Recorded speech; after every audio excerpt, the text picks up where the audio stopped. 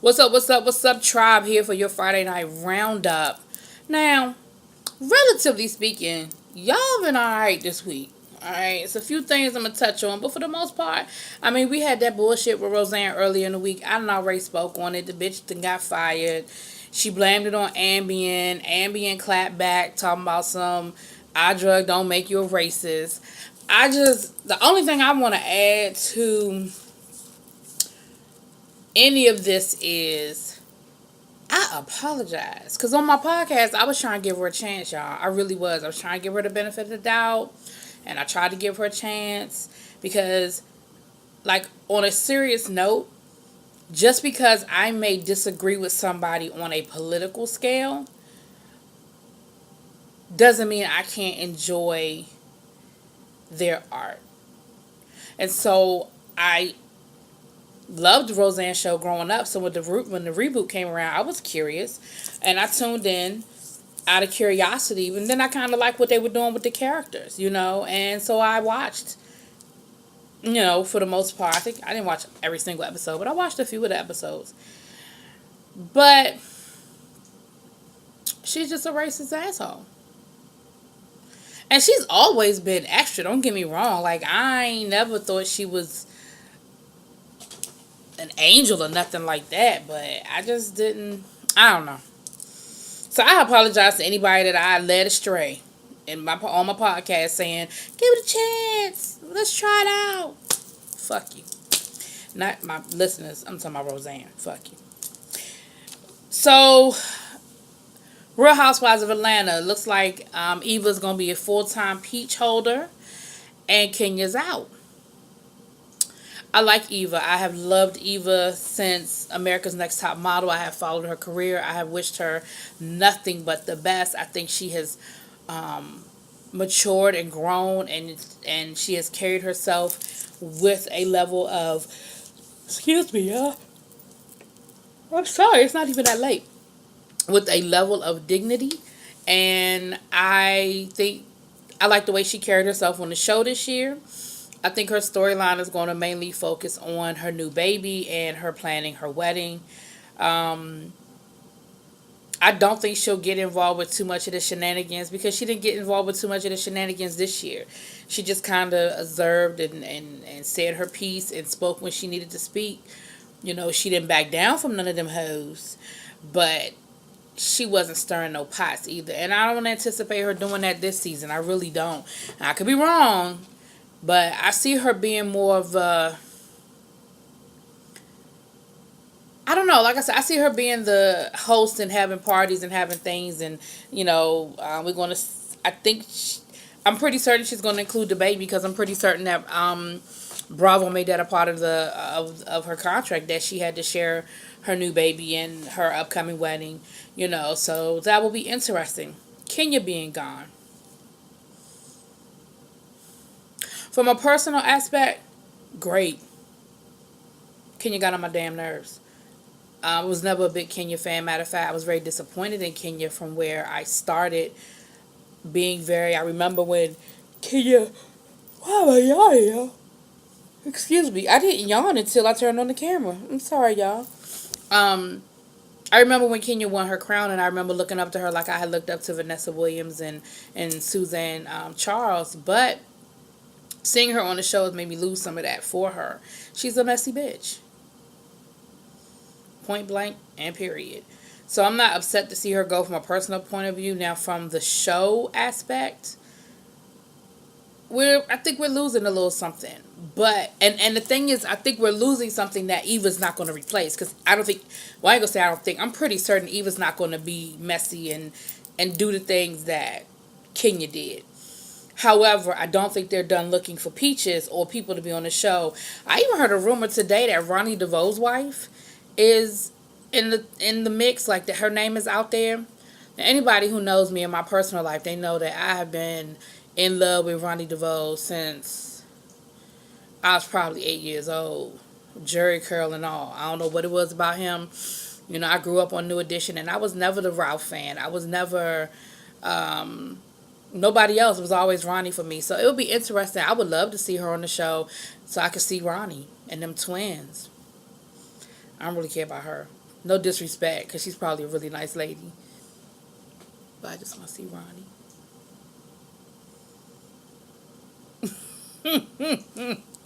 um,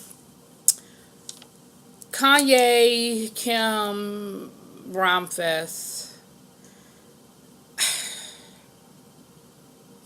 I don't even know how I feel about it, to be honest with you guys, because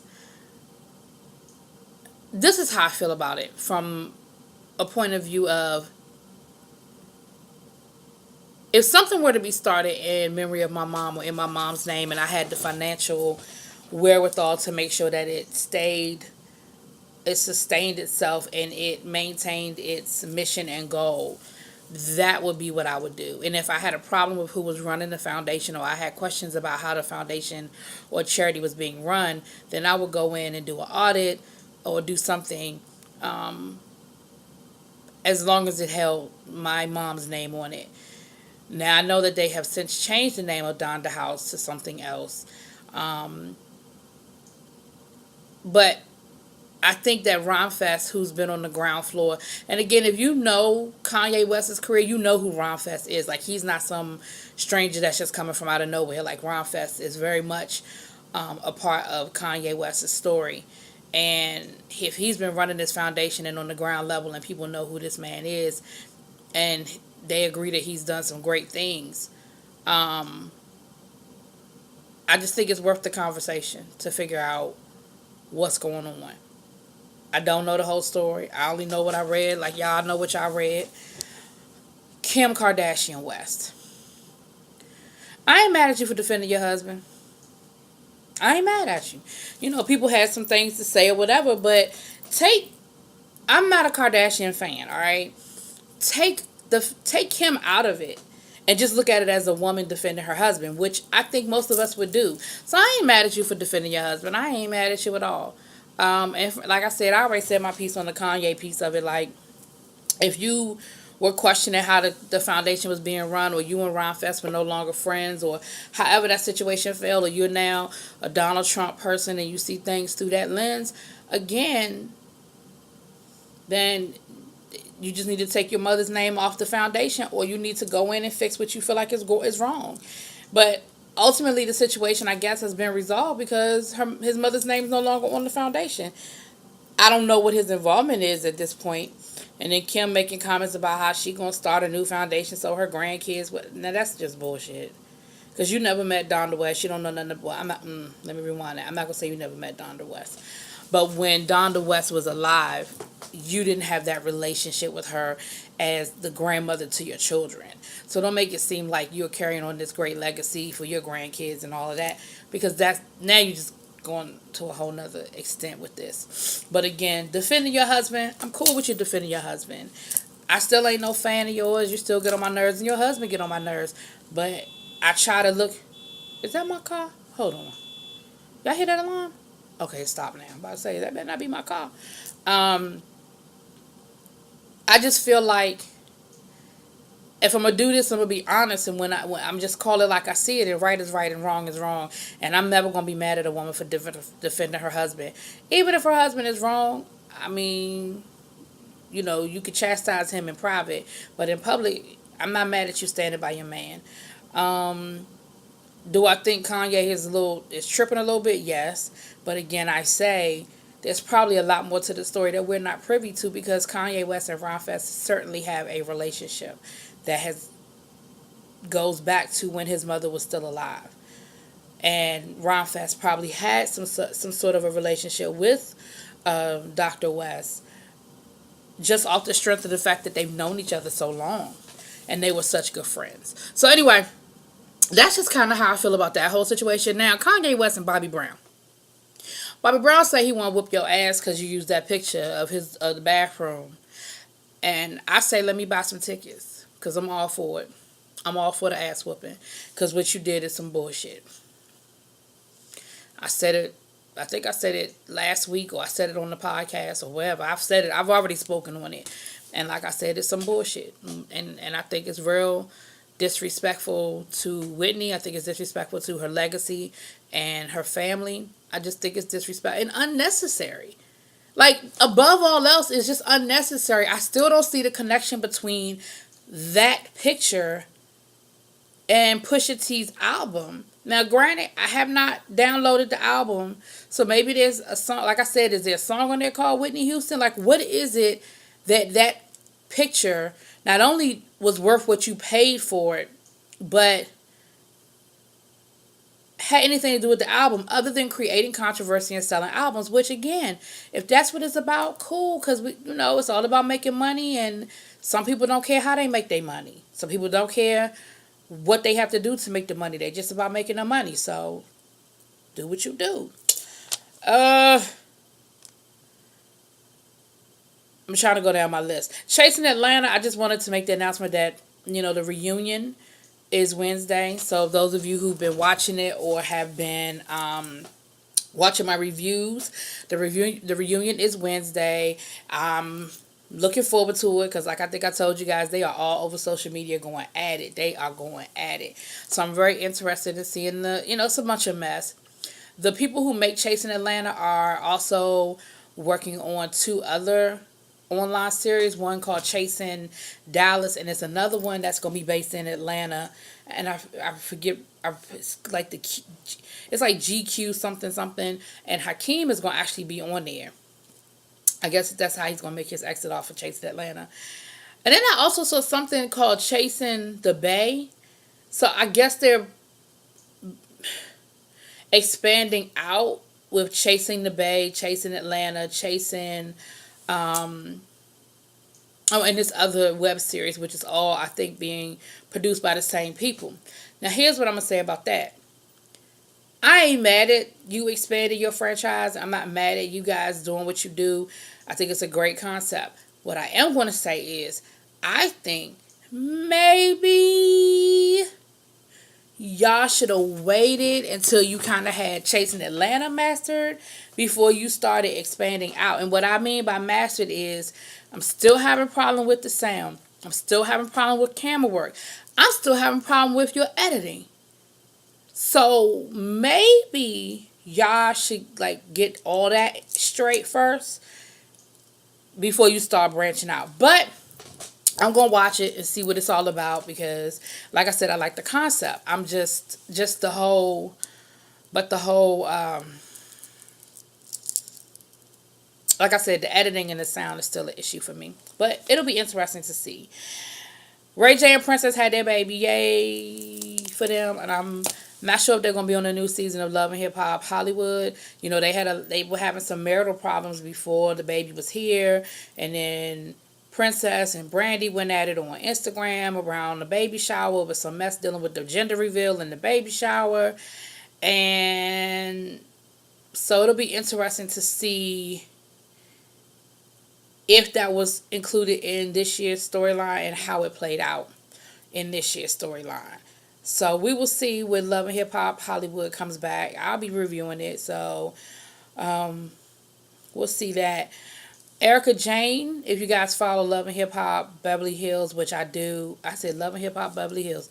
Real Housewives of Beverly Hills, Lord, which I do. I didn't review it this year because, like I told you guys about some of the other shows, it was already filming. It had already started airing when I started doing videos. So, again, I didn't want to start in the middle of a season. But Erica Jane is my favorite character on the show. I absolutely love her. If you don't know who she is, Google her. But she's going to be doing, for those who do know who she is, she just announced that she's going to be back on Young and the Restless. If you guys remember last season, Eileen Davidson got her a little part on Young and the Restless for as a birthday gift. So her character is going to be coming back to, do some mess. So I just wanted to drop that little nugget. Last but not least, I'm going to leave on this Drake Pusha T thing. Now, on the podcast Sunday, all we had was Drake's song. So in the interim, Pusha T has dropped his song. And it's a great diss. Let me say this to you guys. This is what I'm looking at. People are talking about who won, Drake or Pusha T. And at first when Drake dropped his song, everybody was like, and myself included, was like, oh shit, Drake, okay. You about to give us another back-to-back, okay. Then Pusha T dropped his, and because he told a lot of Drake's business, and he kind of psychoanalyzed Drake, and he kind of broke down the whole colorism issue and all that other shit, people was like, oh, Pusha T got it. Oh, he just scalped him. Oh, he didn't got him. All right. So people were like, well, who won? Who won? Who won? This what I'm going to say about it. I won. Hip hop won. Because we are seeing and enjoying hip hop, right? I love a good diss track. I'm waiting to see if Drake is going to respond. The question is, who the hell is telling all Drake business? You got a mole in your camp, Drake, and you need to figure out who the hell it is. Now, I saw where some people were trying to say it was A$AP Rocky, and A$AP Rocky said keep his name out y'all motherfucking mouth. He said it wasn't him, and keep his name out y'all mouth. So I don't know who it was, but what I do know is it is a very intriguing, because somehow Pusha T done found out all of Drake's business, and it seems to be true, like the whole baby thing, and about him using his baby as a press release, because his son's name is Adonis, and Drake has a new deal with Adidas, and he was going to bring his son out during the press release or the press conference for his new line for Adidas, which I don't know if it's going to be called Adonis, but his son was going to be a part, like through pictures or something like that. I'm not sure. But that was the connection. And if you listen to Pusha T's song, he talks about that in the song. So somebody, Drake, is in your circle telling your business. So anyway, I'm going to leave it there. Y'all drop it in them comments. Y'all let me know what y'all think about some of these topics. And I'm going to see y'all next. I'm not sure when, because I'm traveling next Friday, but I'm going to Seattle, but I'll be in Seattle early enough to do the roundup. So you'll probably see me from a hotel room next weekend. But other than that, y'all have a great evening, great weekend. Peace.